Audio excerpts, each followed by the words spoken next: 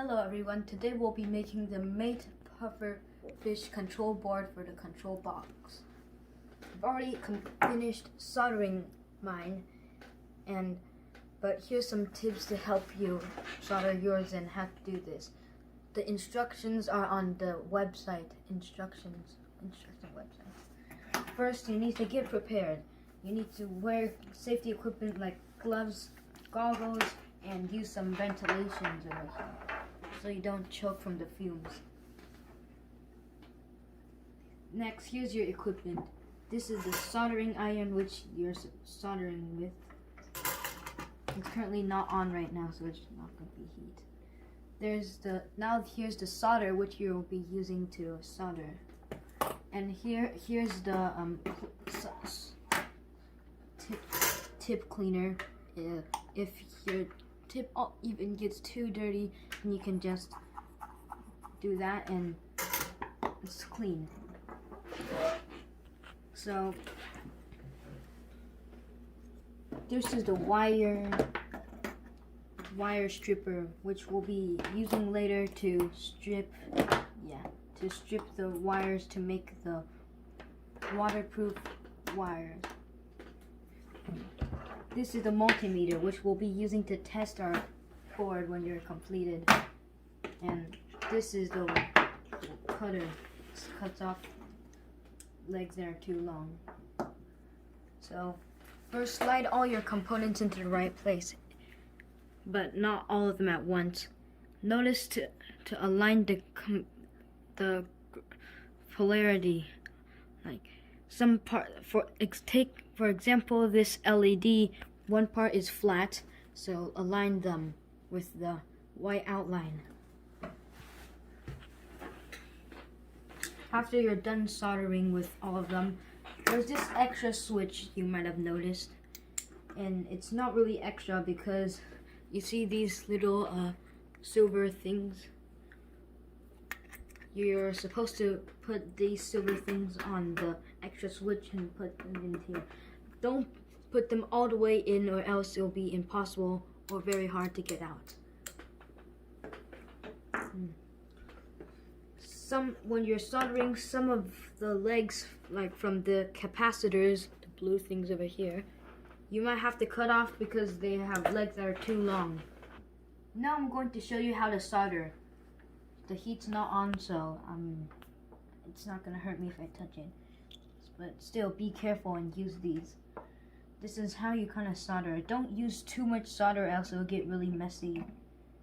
Just use a bit, but not too little. If it's too little, then there won't be good contact. If you ever get your tip too dirty, then you can always do this. I showed you this before. And yeah. So let's look at this capacitor over here. If you didn't solder this before or cut it, it will have a very long leg. So what do? You use this cutter and cut this, but not too short and not too long. Do it one by one. Don't cut like 3 at the same time, because then it'll get messy. Once you finish, we will be making this power cord, the waterproof power cord, so we can test the board with the multimeter. Hello everyone. Today we'll be making the power adapter for this pufferfish ROV controls. First, we'll need to plan where to strip and where to cut. We need to strip about like 1.5 centimeters. So let me just.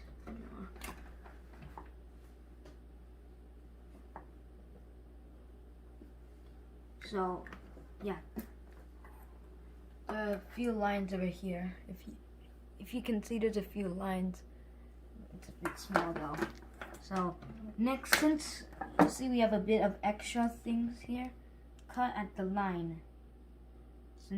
cut out the line that we just drew. And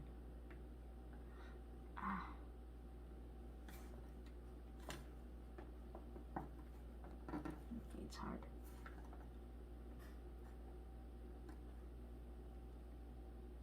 Now we will strip the two ends. Align these together. Align them and then press down and then yep, it's stripped. The wire's over here, but okay, that's good. Stripped now. Now we also have to do the other side also.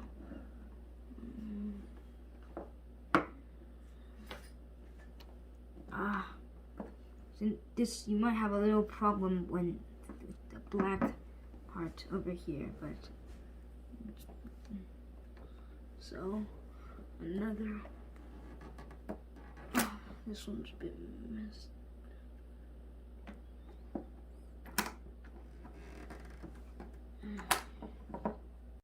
Then we'll put the heat shrink wrap on. Squeeze it a little bit and try not to mess up the wire. And slide it like this. You may have to, yeah. So then tie these two wires that we just stripped together. So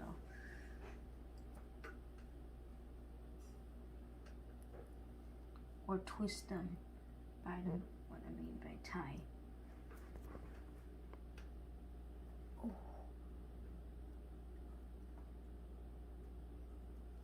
Okay. Oh, nicely tied.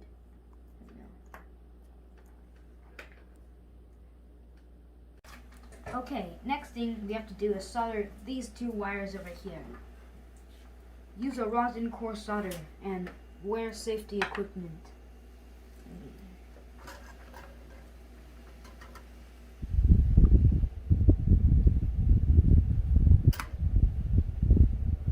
It will smell bad.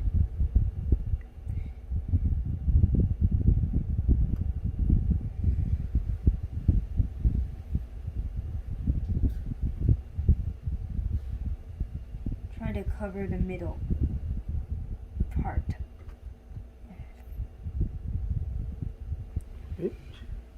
Then you flip this over like I already have and solder the back side. Also, still wear safety equipment.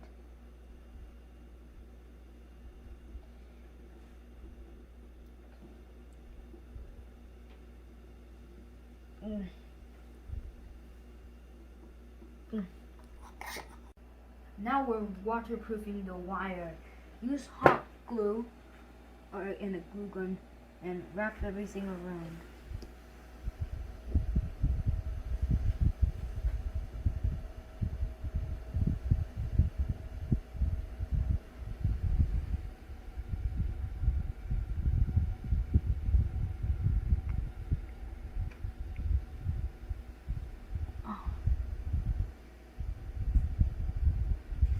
After that, we will let the glue dry.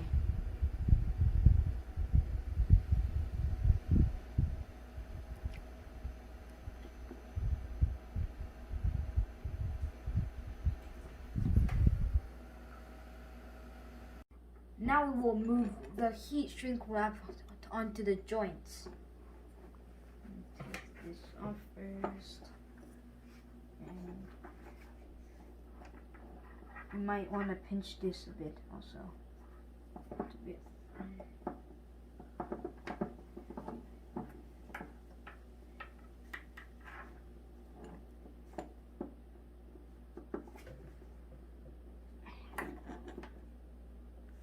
It might be a bit hard to do considering the glue we just put makes it very thick. Okay, so we're done now. Now prepare the heat gun. Now we will shrink the heat shrink wrap with this heat gun.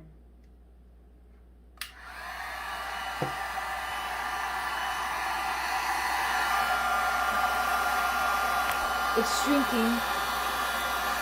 Keep it away a little bit. Yeah. And don't get it too close to the magnifying glass or any type of glass.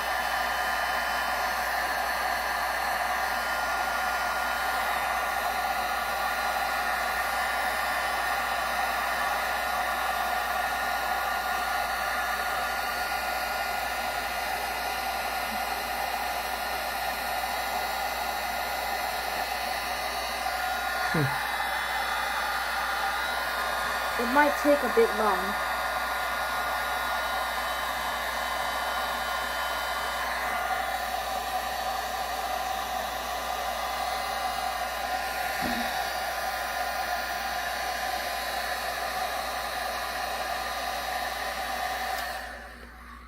The next step is to measure and plan it again. You need to strip the red wire and the black wire at about 1 centimeter. Hey, what happened to my ruler? Oh look, the heat gun broke it. Be careful of that. So, measure it about 1 centimeter and draw it. The black one might be a bit hard to see, but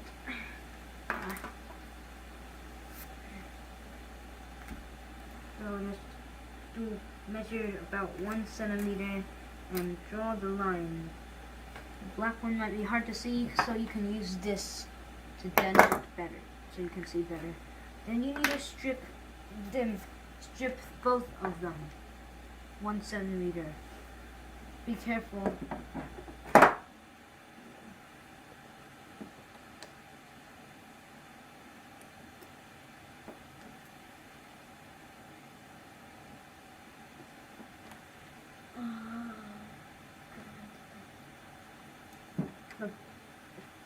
The black one still might be a bit.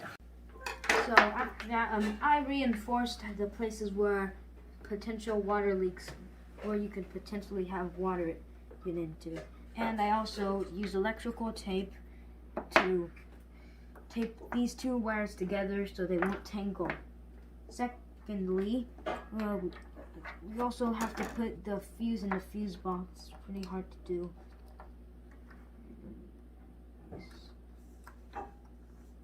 It's very hard to do. We'll do it later. Third, the two wires you just stripped, you twist these. Twist them until, yeah. Then you put the red one in the 12V place and the black one in the ground, which is G and D. Also been hard. Connect the wires and yes, connect it onto the place where it says the ammeter and the voltmeter.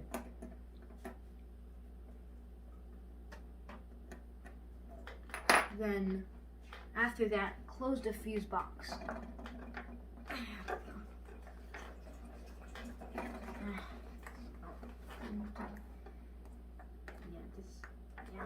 Get in the correct angle first.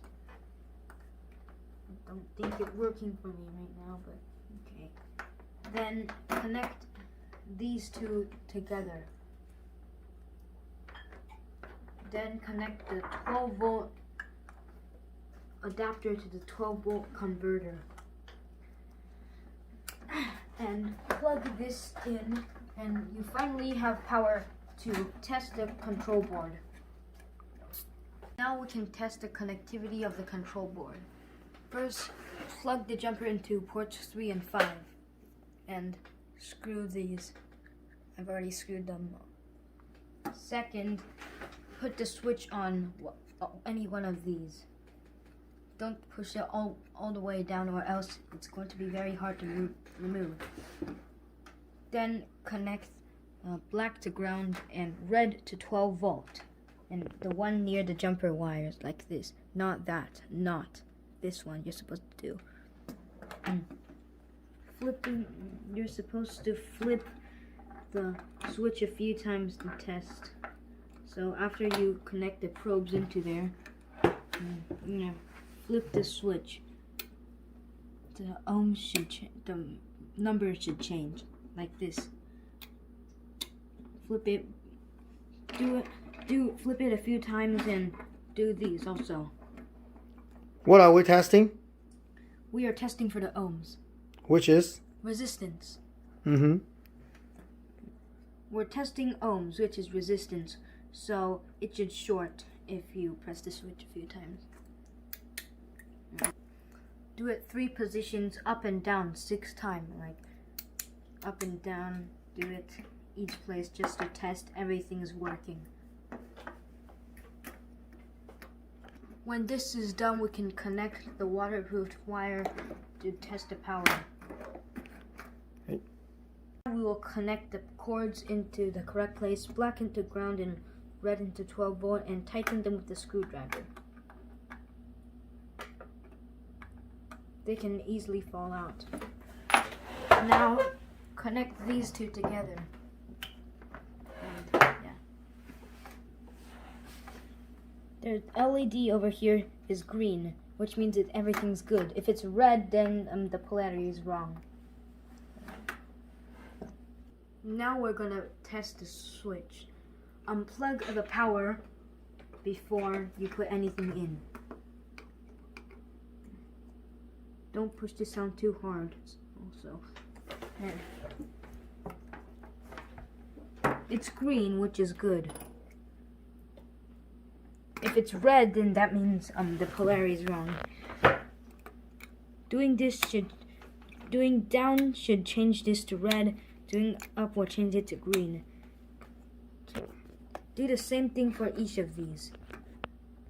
Before you remove the switch, you need to unplug the power, so it's not lighting up anymore. With the switch, do the same thing over here and test them.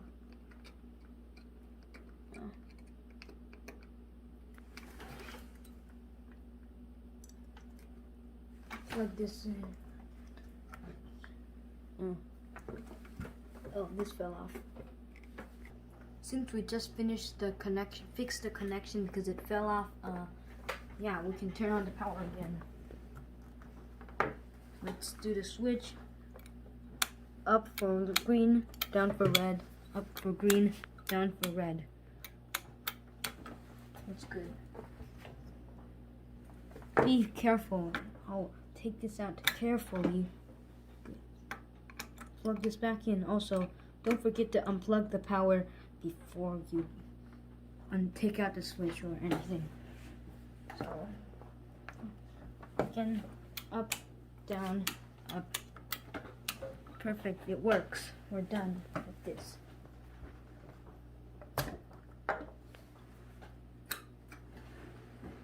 There you go, the switch is tested.